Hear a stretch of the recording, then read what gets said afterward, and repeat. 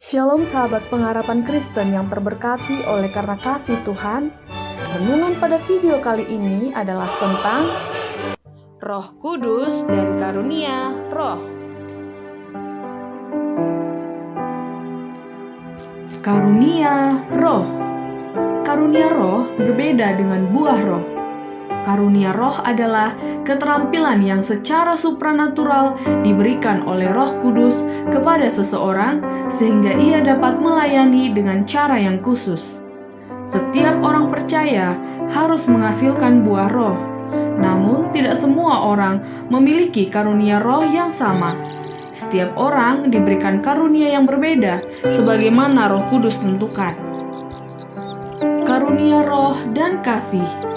Jadi, berusahalah untuk memperoleh karunia-karunia yang paling utama. Dan aku menunjukkan kepadamu jalan yang lebih utama lagi. Sekalipun aku dapat berkata-kata dengan sesama bahasa manusia dan bahasa malaikat, tetapi jika aku tidak mempunyai kasih, aku sama dengan gong yang berkumandang dan canang yang gemerincing. 1 Korintus 12 ayat 31 sampai 13 ayat 1. Paulus tidak menggunakan pasal ketika ia menulis suratnya kepada jemaat di Korintus, atau bahwa pembagian itu dibuat beberapa abad kemudian. Pasal 12 dan 13 pada awalnya adalah satu. Paulus mengajarkan bahwa penggunaan karunia Roh mau tidak mau haruslah berhubungan dengan mengasihi. Paulus menghubungkan karunia Roh untuk mengasihi setiap kali ia menyebut keduanya. Dan ialah yang memberikan baik rasul-rasul maupun nabi-nabi dengan teguh berpegang kepada kebenaran di dalam kasih. Efesus 4 ayat 11 dan 15. Demikian kita mempunyai karunia yang berlain-lainan. Hendaklah kasih itu jangan pura-pura. Roma 12 ayat 6 dan 9. Pemberi karunia Roh. Tetapi kepada kita masing-masing telah dianugerahkan kasih karunia menurut ukuran pemberian Kristus. Itulah sebabnya kata Nas, tak kala ia naik ke tempat tinggi, ia membawa tawanan-tawanan, ia memberikan pemberian-pemberian kepada manusia. Ketika Yesus naik ke sorga, ia mengutus Roh Kudus dan memberi karunia Roh kepada setiap orang. Roh Kudus bertugas memberikan karunia Roh yang Yesus berikan sesuai dengan kehendak-Nya. Oleh karena itu, karunia itu diberikan dengan cara supranatural. Janganlah kita keliru antara karunia rohani dan bakat alami. Jika bakat alami diperkuat dan digunakan oleh Roh untuk kepentingan gereja, maka itu menjadi karunia rohani.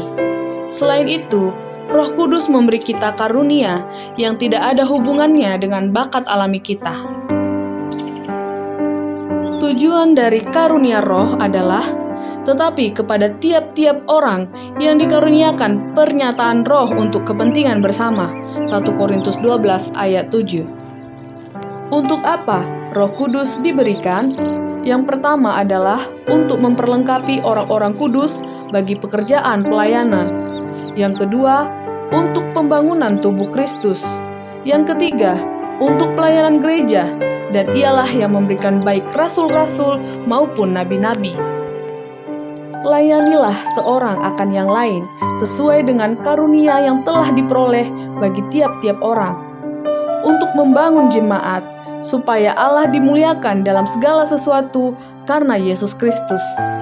Karunia Roh membuat orang-orang percaya mampu untuk melayani orang lain, untuk membangun jemaat, dan memajukan kerajaan Allah. Karunia Roh yang mula-mula. Ada rupa-rupa karunia tetapi satu Roh. Daftar karunia Roh yang gereja mula-mula terima dapat ditemukan dalam 1 Korintus 12 ayat 7-11 dan seterusnya. Berikut ini adalah daftar karunia Roh di jemaat mula-mula.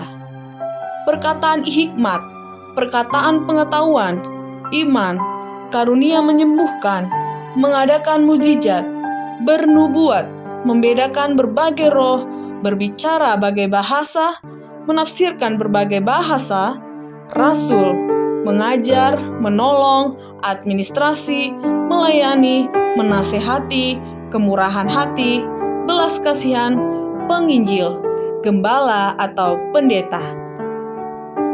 Karunia roh saat ini: kasih tidak berkesudahan, nubuat akan berakhir, bahasa roh akan berhenti, pengetahuan akan lenyap.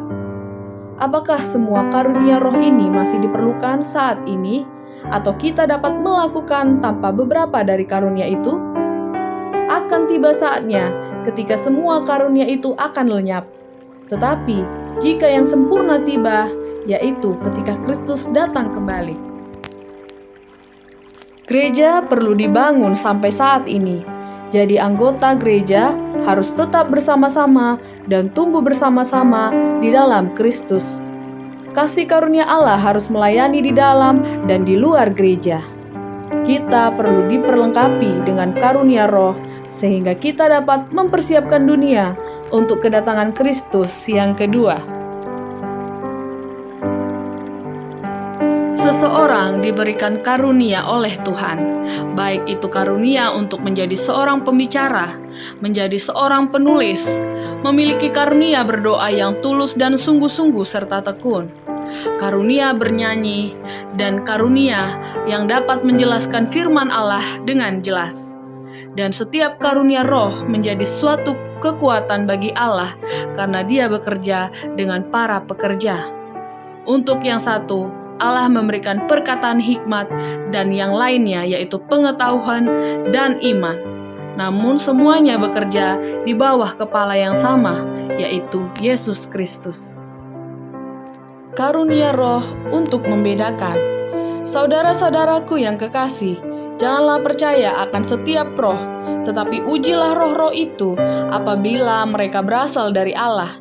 Sebab banyak nabi-nabi palsu yang telah muncul dan pergi ke seluruh dunia.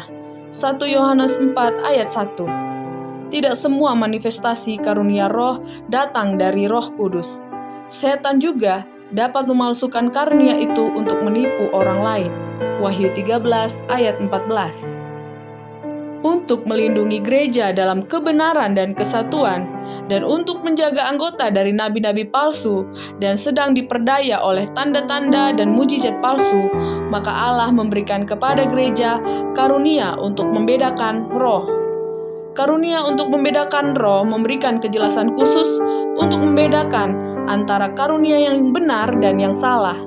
Namun demikian, setiap orang percaya dapat menggunakan firman Allah untuk membedakan ajaran yang benar dan yang salah. Allah telah menempatkan setiap orang untuk memiliki karunia yang berharga. Untuk setiap orang, Tuhan telah memberikan karunia yang berbeda.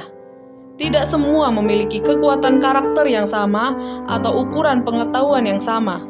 Namun setiap orang menggunakan karunia-Nya dalam melayani Tuhan.